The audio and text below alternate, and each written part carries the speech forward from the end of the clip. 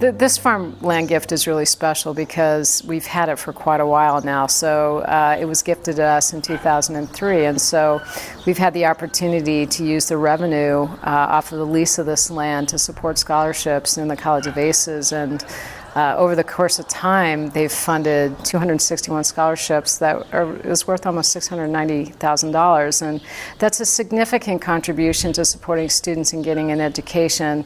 One of the big value-added opportunities in the College of ACES is that students can compete for scholarships that are just sponsored for people that are in programs that are in the College of ACES. And we use it as a recruitment tool. We use it to acknowledge effort and contribution of students, and it really supports them in coming out of college with a lower debt load. So it makes a huge difference that every year we can count on revenue coming in from the lease of the land, and it makes a big difference to our students and to the portfolio of funding opportunities we provide to students. I was really fortunate after graduation to be in a position where I wasn't straddled with student debt and kind of had the ability to build a new enterprise right out of the gate because of that factor. So scholarships are really important for young people to be in that type of position to take risk, work on new big ideas, and build businesses. So Amber Agriculture, we're an early stage technology company based in Chicago where we're trying to help farmers use analytics and automation for grain management.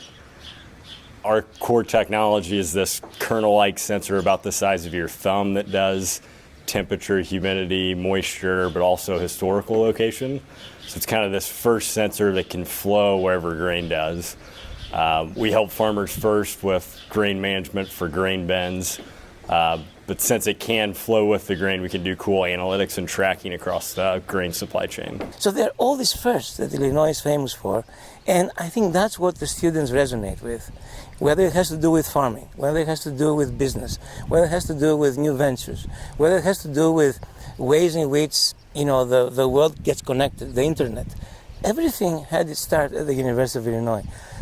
If I were a student today, not only in the state of Illinois, but in the nation, the first place I would like to go is not Stanford or MIT or Berkeley where I went, it's University of Illinois.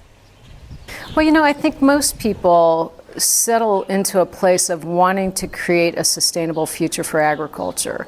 And the way that we do that is make sure that there's a pipeline of young talent coming up behind us that are going to be good stewards of the land. And so I think the legacy piece is really important. If you want to support the development and advancement of agriculture into perpetuity, providing a gift of land is amazing.